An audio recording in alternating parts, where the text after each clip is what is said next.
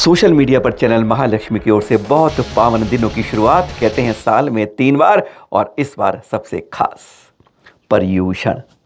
और पहला धर्म है उत्तम क्षमा। उत्तमता की ओर नहीं जा पाएंगे। आज हम आपको कहते हैं, जाते हैं तो एक संत के प्रवचन सुन पाते हैं, बाकी के नहीं सुन पाते, पर आपको आज 6 संतों से हम उत्तम क्षमा एक मिनट में समझा देंगे। कहते हैं दूध से नीर निकाल के अमृत निकाल के रख देंगे। चाहे गुजरात से हो, चाहे मध्य प्रदेश से हो, चाहे दिल्ली से हो, चाहे यूपी से हो, 4 राज्यों से 6 संत के रूप में उत्तम क्षमा को हम कैसे आत्मसात अपने जीवन में करें। हम नहीं मानते कि उत्तमता में पहुंच जाएंगे, पर क्षमा को तो धार सकते हैं। आज कहते हैं क्रोध और मान 2 सगे भाई बहन हैं।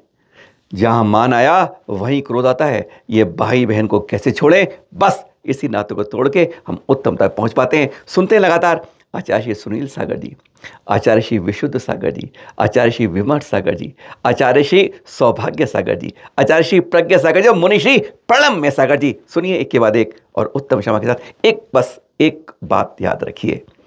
माला जपें, ओम रीम उत्तम क्षमा धर्मांगाय नमः।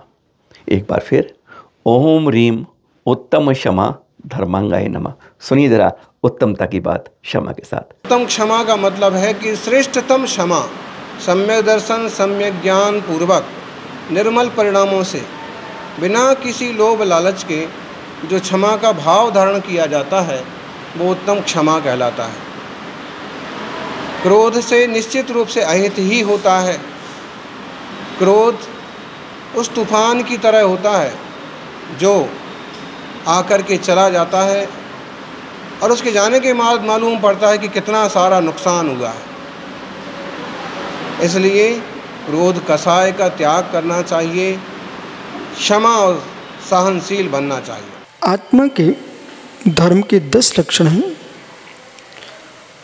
वे 10 लक्षण जीव के लिए उत्तम गति को प्रदान कराने वाले हैं। प्रथम धर्म उत्तम क्षमा है। कालुष्यन प्रति क्षमा, कलुषता की उत्पत्ति का न होना, इसी का नाम क्षमा है। क्षमा धर्म समर्थवान के पास होता है। असमर्थ आदमी क्षमा को प्राप्त नहीं कर सकता। आत्मविकास का सोपान, आसिद्धि का साधन कलुषता का अभाव है। जितने सिद्ध हुए हैं, भविष्य में होंगे, वर्तमान में हो रहे हैं विद्या क्षेत्र में, सब क्षमा धर्म के नियोग से हुए हैं। तपस्वी महान होता है, लेकिन सबसे बड़ा क्षमाशीली होता है। क्षमा के अभाव में सारी विद्या निष्फल है। क्षमाशील व्यक्ति संपूर्ण जगत का प्रिय होता है। और क्रोध आदि कसा से क्रोधात प्रीतिक्षयम, क्रोध से प्रीति का क्षय होता है। इसलिए जीवन में क्रोध का उपशमन करके क्षमा धर्म को धारण करना चाहिए। उत्तम क्षमा हृदय धरना, क्रोध जरा भी ना करना, बैर भाव मत रखना जी, अमृत वाणी आचरना। ऐसा 10 लक्षण हो, ऐसा 10 लक्षण महापर्व कहाए रे। जीवन है पानी की बूंद, कब मिट जाए रे। होनी अनहोनी हो, होनी अनहोनी कब क्या घट जाए रे। जीवन है पानी की बूंद, कब मिट जाए रे। जय दुजनागम पंथो, अनादि अनिधन जिनागम पंथ जयबंत हो। आज देशों के बीच रिश्ते खंडहर हो रहे हैं। पारिवारिक रिश्तों में दीमक लग रही है। सर्वत्र अशांति का वातावरण निर्मित हो रहा है। रिश्तों को बेहतर और मजबूत बनाने के लिए ज़रूरत है जैन धर्म के उत्तम क्षमारूप व्यवहार की। उत्तम क्षमा धर्म अपनाएं, जीवन को, रिश्तों को बेहतर बनाएं। उत्तम क्षमा अर्थात क्रोध का त्याग, उसका नाम है क्षमा। क्रोध क्यों आता है? क्रोध करने से क्या होगा? क्रोध करने के दुष्परिणाम क्या होंगे, इस पर यदि हम सब विचार करेंगे तो हम पाएंगे कि क्रोध जब प्रारंभ होता है तो यह अज्ञानता में होता है, और क्रोध जब समाप्त होता है तो यह मूर्खता में होता है। इसलिए हमेशा क्रोध को छोड़ने का प्रयास करें। क्रोध का दुष्परिणाम क्या होगा? आपका शरीर दिक्कत में आएगा, आपको मानसिक तनाव होगा, आपके जीवन में क्रोध में आप कई बार अपना ही नुकसान कर बैठते हैं। आपने क्रोध में कुछ सामान फेंक दिया, क्रोध में कपड़े फाड़ दिए, क्रोध में किसी अपने को भला बुरा कह दिया। जब क्रोध समाप्त होगा तो आपको लगेगा कि मैंने अज्ञानता कर दी, मैंने मूर्खता कर दी। यदि क्रोध करना है तो अपने कर्मों से करो, गुस्सा करना है तो अपने कर्मों को करो, दूर करना है तो जो अवगुण हैं उनको दूर करो। क्रोध करने से क्या होगा?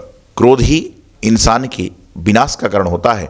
इसलिए हमेशा क्रोध करने से बचें, और जब क्रोध छोड़ दोगे तो आपके जीवन में उत्तम क्षमा का संचार अपने आप हो जाएगा। पहला धर्म उत्तम क्षमा धर्म, ये आत्मा का स्वभाव है। क्षमा, छ और मा, जहाँ पर मान का क्षय हो जाता है उसका नाम उत्तम क्षमा धर्म कहलाता है। व्यवहारिक जीवन में आप इतना ही समझिए कि यदि हमें अपने आत्मा को प्रसन्न रखना है, खुश रखना है, और कोई गांठ का बंधन नहीं बांधना है, तो इतनी सी बात ध्यान रखिए, तू सही मैं गलत। उत्तम क्षमा की सबसे छोटी और सबसे बड़ी विश्व में परिभाषा यदि है तो तुम सही मैं गलत। बस इतनी बात करते ही हमारे सब राग द्वेष क्लेश सब समाप्त हो जाते हैं, मन मुटाव दूर हो जाया करता है। जब तक दिल में गांठ रहेगी, दिमाग में मन मुटाव रहेगा, तब तक तुम अपनी में शांति पैदा नहीं कर पाओगे, अपने में आनंद पैदा नहीं कर पाओगे। इसलिए शांति और आनंद जिसको चाहिए हो वो एक लाइन बोल करके, सिर्फ छोटी सी एक लाइन बोल करके सामने वाले व्यक्ति से तुम सही मैं गलत, बस इतनी सी बात बोलो, सारी गांठ समाप्त और मन में शांति और आनंद की प्राप्ति हो जाती है। यही उत्तम क्षमा है।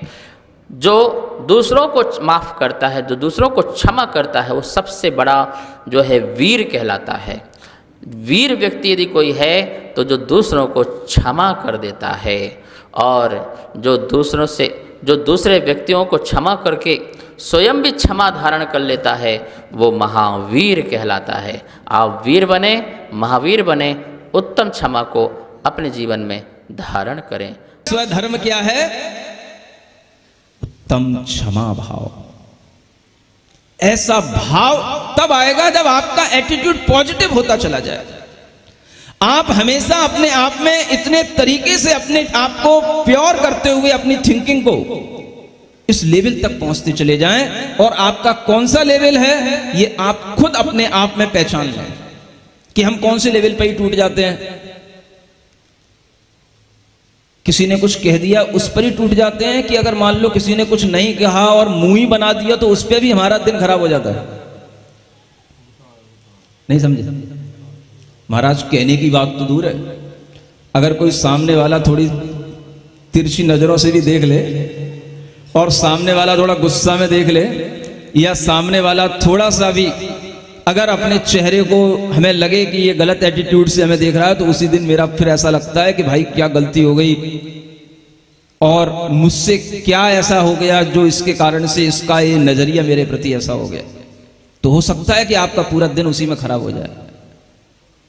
क्या करना है आपको? आपको अपने अंदर ये बात लाना है कि अगर हम सही हैं, हम अपने आप में धर्म के साथ चल रहे हैं, तो सुख मेरे अंदर है। और जब जब आप ऐसा स्वधर्म का भाव लाएंगे, जब जब आप अपने आप को इस तरह की बाहरी परिस्थितियों से बचा करके अपने आप को बिल्कुल टेंशन लेस महसूस करेंगे, आप देखेंगे क्षमा से सुख आपको महसूस हो रहा है। यही तो क्षमा है। पहला दिन है, बहुत सी कठिनताएं होंगी, बहुत सी व्यवस्थाएं अव्यवस्थाएं होंगी। भोजन कभी कुछ अपनी इच्छा के अनुसार मिलेगा, नहीं मिलेगा, देने वाला सही देगा, नहीं देगा, बैठने की जगह भी सही होगी, नहीं होगी, द्रव्य भी कभी कमती ज्यादा, कुछ भी हो सकता है, मिसमैनेज। आपके लिए तो घर में रहने का, एसी में बैठ करके अपने नौकरों से बातें करके और उनसे सब कुछ हासिल करने का भाव है और यहां पर आपके बैठे हुए एक सामान्य व्यक्ति बनकर के, तो आपको कहीं ना कहीं जो असुविधा महसूस होगी उसको भी जीतना है। किससे? पॉजिटिव एटीट्यूड से, क्षमा भाव से। और कोई भी तरह की आज हम कंप्लेंट नहीं करेंगे, किसी भी व्यवस्थापक से, किसी से भी कोई कंप्लेंट नहीं करेंगे। जो है आज हम उसको सुख से देखेंगे, आनंद से लेंगे। सुन रहे हो? मिल गया तो ठीक, नहीं मिला तो ठीक। कंप्लेंट नहीं करेंगे और किसी की बात का बुरा नहीं मानेंगे, भाव उसके प्रति रखेंगे, लेकिन हम उसके लिए कभी भी घृणा का भाव नहीं लाएंगे। यही हमारे लिए उत्तम क्षमा धर्म होगा।